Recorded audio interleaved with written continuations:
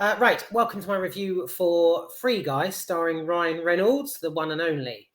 I have to say, and there is a reason why I was singing Fantasy by Mariah Carey. It's because it features quite heavily in the movie. It's part of the soundtrack, which is quite funky. I still can't work out if it's sweet, sweet medicine, baby. Medicine? Is it medicine? Or is she actually saying sweet, sweet fantasy? I really can't be asked to look the lyrics up, but it sounds, I swear to God, like sweet, sweet medicine, baby. Whatever. Anyway, right, Free Guy. I remember seeing the poster for this on the side of the buses whizzing through central London and around, and I instantly thought, Ryan Reynolds, this is going to be a slapstick madcap type thing where he's running around slightly acrobatic, giving the whole dramatic body gestures in an only animated way that he can on screen when he's acting and gesturing and etc. So I went and saw it. Why wouldn't I? Cinewell on Unlimited card, Starbucks inside the cinema.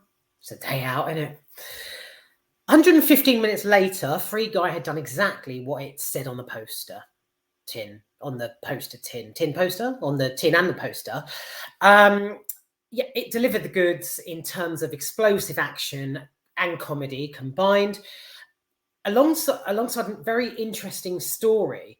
So the actual story itself, it's basically about he's an NPC. So Guy, the story focuses on Guy, who is an NPC as the backing character in Free City, which is a global console game played by millions, and it really is Free City. There's just people going apeshit all over the place. So you can rob banks and people, you can blow things up, you just run around grabbing people's money and stuff. It's mad. There are other extremes, but I won't elaborate. You get the idea. So he's in the background. He plays a bank teller, Ryan Reynolds. So he's just an NPC, like, have a nice day, have a nice day, have a nice day, that sort of thing.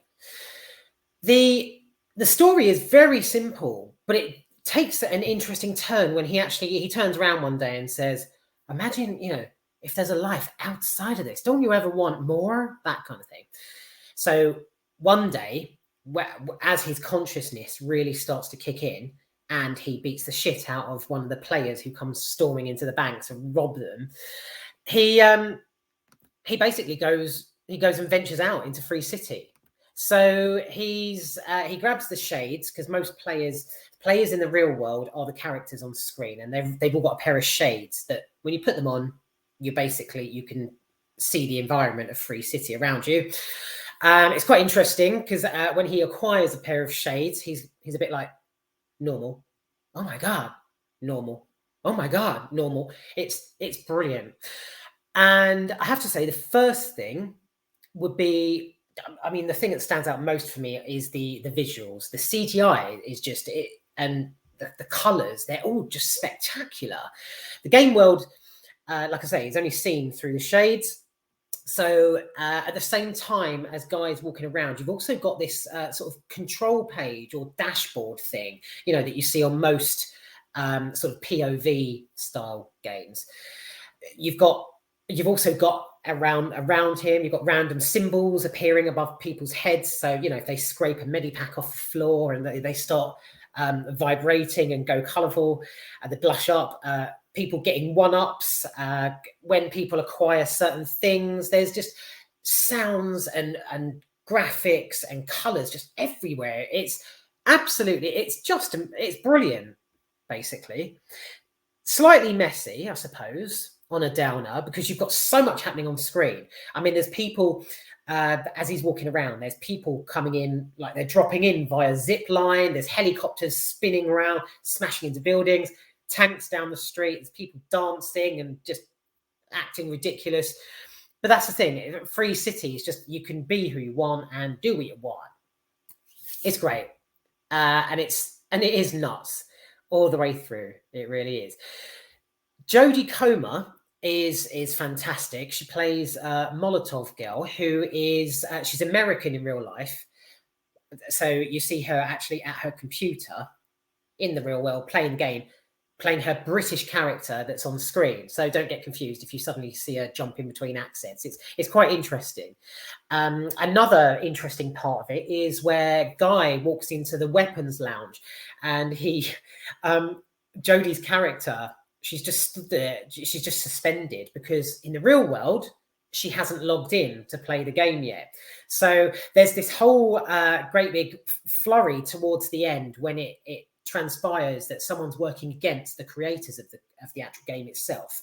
So there's this huge flurry where these people are trying to save each other, and Jodie, just before she sort of jumps on, she's sort of suspended. So he's trying to speak to her and touch her, and there's just no reaction.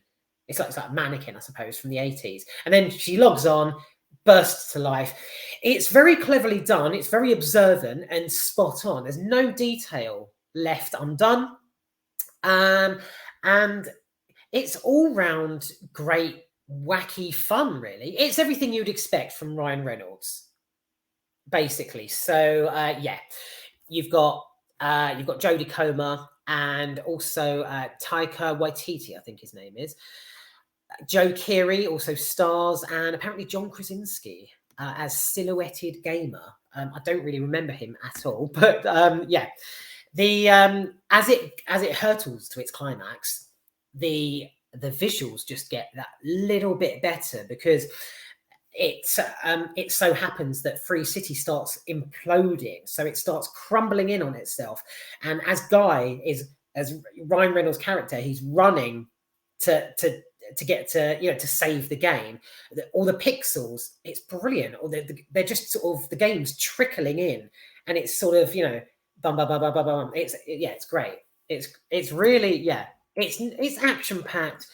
It's mad crazy fun. And if you're a fan of Ryan Reynolds, I guarantee you love it.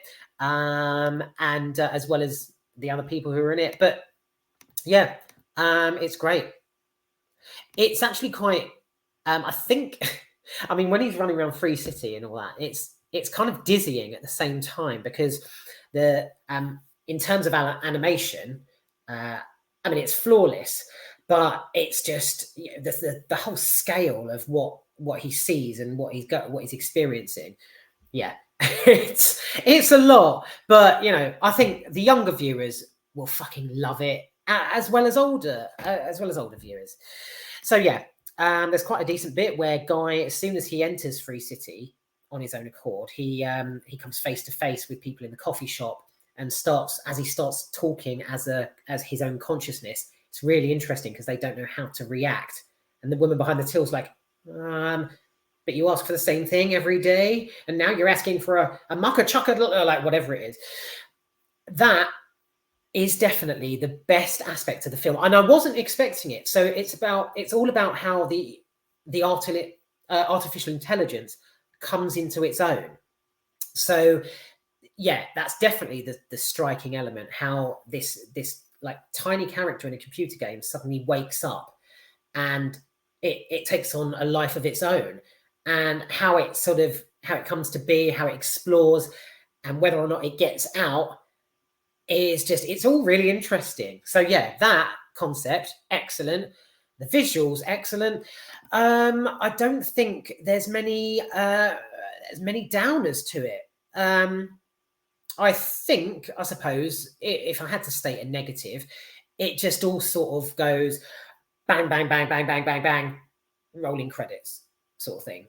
So, as much as you've got this brilliant, like just insane action happening on screen and how colorful it is and how amazing the graphics are, it's it all just sort of it hurtles basically. But again, I don't really have. It's a good film. It's decent. It's well made. So yeah, not many bad things to say. Right, before my color starts getting even more pastel and the sun starts setting, I will go. I'll go. That was Free Guy. I need to get onto the other one now. So thank you very much.